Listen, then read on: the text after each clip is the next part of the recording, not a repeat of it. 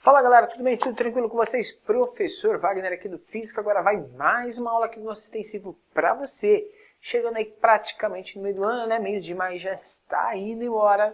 Você está assistindo essa aula aqui hoje, gente? Vamos nessa, né? A gente está trazendo para você mais uma das nossas aulas de Física, frente de número 1.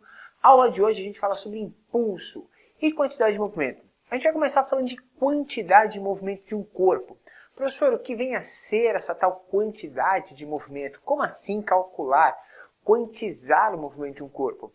A nossa ideia, gente, não é quantizar essa relação de movimento, mas a capacidade e quais são as características que permitem com que um corpo em si entre em movimento. Essa é a relação e aquilo que a gente vai estudar hoje, certo? A quantidade de movimento de um corpo. Essa quantidade de movimento, ela está mais diretamente relacionada a algo que a gente vai chamar de movimento linear. Momento linear. O que é isso? É qual a relação entre o movimento de um corpo e a massa que esse corpo tem. Ou seja, qual é a relação da capacidade de um corpo se movimentar em relação à sua inércia, à sua massa inercial. Tranquilo? Percebe-se, gente, que se eu tenho uma mesma quantidade de movimento, seja uma quantidade específica de movimento, certo? Um momento linear, eu percebo que, neste mesmo momento linear, quanto maior a massa do corpo, menor vai ser a sua velocidade. Isso é uma relação inversamente proporcional. A gente pode dar um exemplo muito tranquilo, né? Na corrida, por exemplo, de maratonas, né? Atletas maratonistas. Por quê? Se a pessoa está muito pesada, se eu estou com muita massa corpórea, a minha velocidade de movimento durante a corrida, ela vai ser mais baixa, certo? Isso é inversamente proporcional àquilo que a gente pode relacionar à velocidade de um maratonista que está numa massa, um peso um pouco mais baixo, ele está mais leve. Por quê? Porque o cara que está mais leve, ele vai ter uma possibilidade, um movimento muito mais tranquilo, maior agilidade nos seus movimentos, beleza? Essa padronização, essa relação do movimento com a massa é o que a gente chama de quantidade de movimento. Eu sempre dou o exemplo, gente, da relação dos lutadores de sumô e os lutadores de kung fu, certo? Quando a gente pensa nesses dois tipos de atletas, a gente poderia pensar, olha, existe uma relação entre eles. São atletas, estão treinados, estão no seu melhor momento físico, porém, existe uma diferença na quantidade de movimento deles. Por quê? Porque como o atleta de sumô, ele é muito mais pesado, ele tem muito mais massa, obviamente seus movimentos são muito mais lentos. De forma contrária, o lutador de kung fu, como ele normalmente é mais leve, ele vai ter um movimento muito mais ágil e muito mais rápido. Então essas características estão diretamente relacionadas a essa possibilidade, a como que você realiza e intensifica esses seus movimentos, certo? A gente tem a ideia aqui, gente, que é bacana. Como que eu calculo a quantidade de movimento de um corpo, né? Então eu vou fazer aqui um exemplozinho para você bem pequenininho. Eu tenho uma caixinha verde aqui, certo? E eu quero movimentar essa caixinha de alguma forma. Para movimentar essa caixinha de alguma forma, a gente vai fazer o seguinte. Para ela se movimentar num piso aqui qualquer, a gente vai pensar que ela está com uma velocidade ali de 10 metros por segundo. E a massa dessa caixinha é uma massa de quanto? Uma massa de 20 kg. Como que eu calculo, então, meu jovem, a quantidade de movimento desse corpo? A quantidade de movimento seria 20, que é a massa, vezes 10, que é a velocidade. Isso aqui vai dar 200. 200 o quê?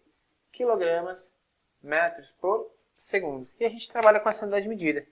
A unidade de medida de quantidade de movimento é quilogramas, metros por segundo. Guarde essas informações que é importante para você, tá? Gente, um ponto muito especial aqui na ideia do estudo de quantidade de movimento é este aqui. Que se o sistema for isolado, haverá sempre conservação da quantidade de movimento. A pergunta é o que vem a ser um sistema isolado? O sistema isolado está completamente, desprendido, ou seja, livre da ação de forças ou energias externas. Tranquilo? Então, toda vez que eu falo de um sistema isolado, ele não sofre interferência de forças ou energias externas. E isso, então, permite com que dentro do sistema as relações de movimento sejam conservadas. Isso é muito interessante. Ou seja, se eu tenho um movimento inicial lá, um exemplo aqui, 2 bloquinhos, tá? Tem o bloquinho A, que está numa velocidade inicial qualquer, e o bloquinho B, que está parado. Haverá ali uma colisão entre eles, certo? Eu fiz esse traço aqui para representar a mudança de tempo nesse sistema, e aqui é o final. O que aconteceu depois? Depois que eles colidiram, eles passaram a se movimentar juntos, esses dois bloquinhos. A nossa ideia aqui é como que a gente pensa e o cálculo que a gente pode estabelecer para relacionar e descobrir qual que é a velocidade com que eles saem depois, já que a quantidade de movimento é dita conservada nesse sistema. Para a gente fazer isso, a gente faz o seguinte, ó, a quantidade de movimento inicial do sistema tem que ser igual à quantidade de movimento final deste sistema, beleza? Essa quantidade de movimento inicial pode ser descrita como massa vezes velocidade de cada um dos blocos, e afinal também a gente tem que analisar só como que o sistema se comporta, tanto no início quanto no fim desse movimento. Da seguinte forma, presta atenção, massa inicial é a massa de A, vezes velocidade inicial de A, mais massa de B vezes velocidade de B, ou seja, eles estão separados, então cada um tem a sua própria quantidade de movimento, mas é a quantidade de movimento total do sistema, é a soma dos dois. Tem que ser igual à quantidade de movimento dos dois corpos no final, já que eles saíram juntos, beleza?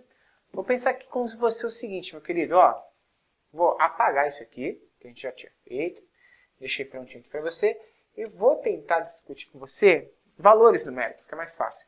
Vamos supor que a massa de A seja de 20 kg. A massa de B seja de 10 kg. E a velocidade inicial de A seja de 15 metros por segundo. Beleza? O que a gente tem que fazer? A gente vai fazer o seguinte, ó. A quantidade de movimento inicial do sistema tem que ser igual à quantidade de movimento final do sistema.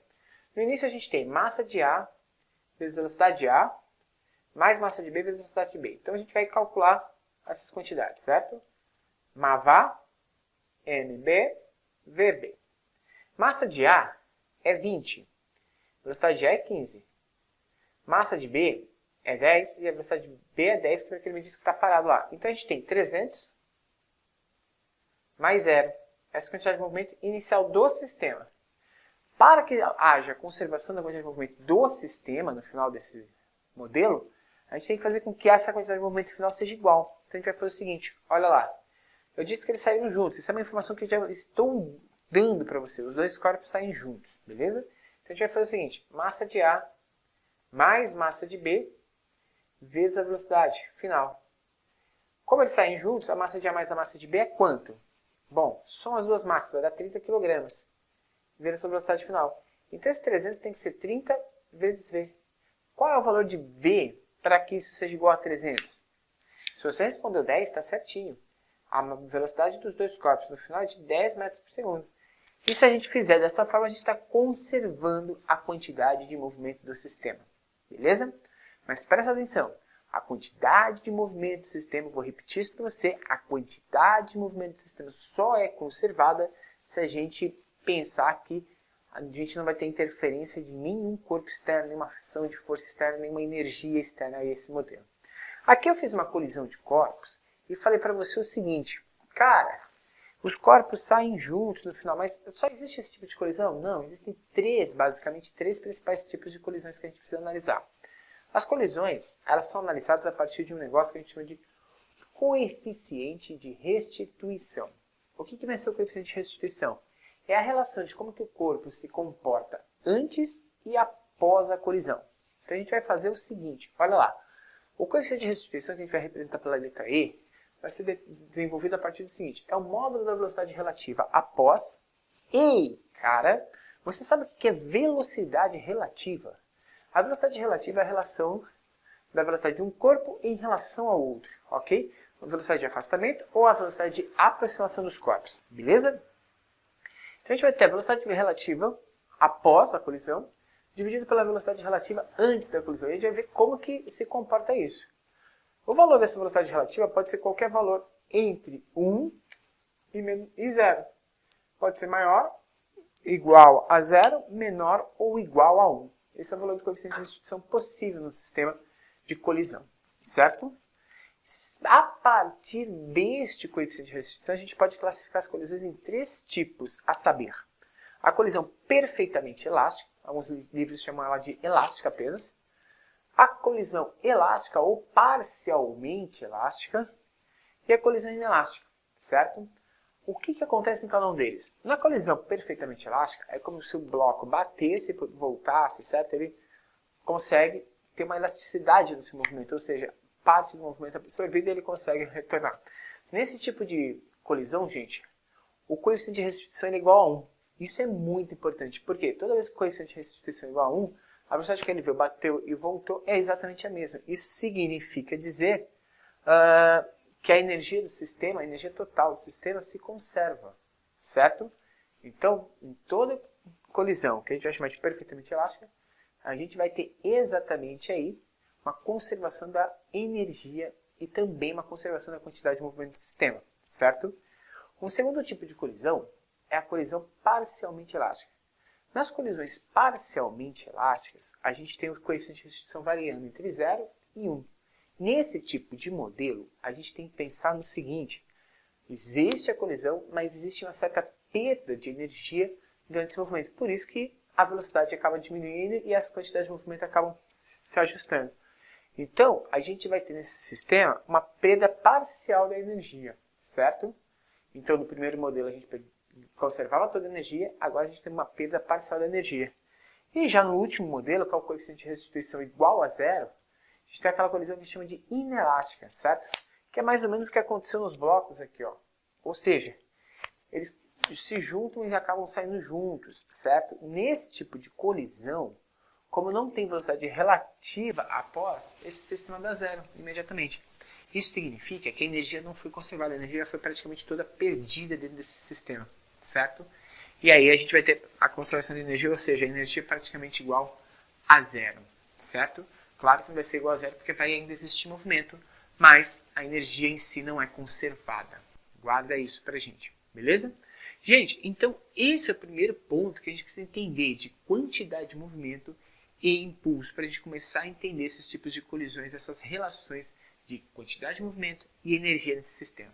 Durante essa semana a gente vai ter algumas aulas, né, de exercícios para vocês, então dá uma observada aí dentro do extensivo que vão aparecer algumas aulas de exercícios sobre este assunto para a gente poder tocar o bonde e te ajudar a realizar o seu sonho, beleza? Se você curtiu, dá um like, compartilha com seus amigos esse vídeo. Não deixa de se inscrever no canal, beleza? E, gente, deixa lá os seus comentários e indique esse canal para o maior número de amigos que você puder. Assim você está ajudando o nosso canal a se manter no ar e a crescer e a trazer cada vez mais conteúdos de qualidade para vocês, beleza?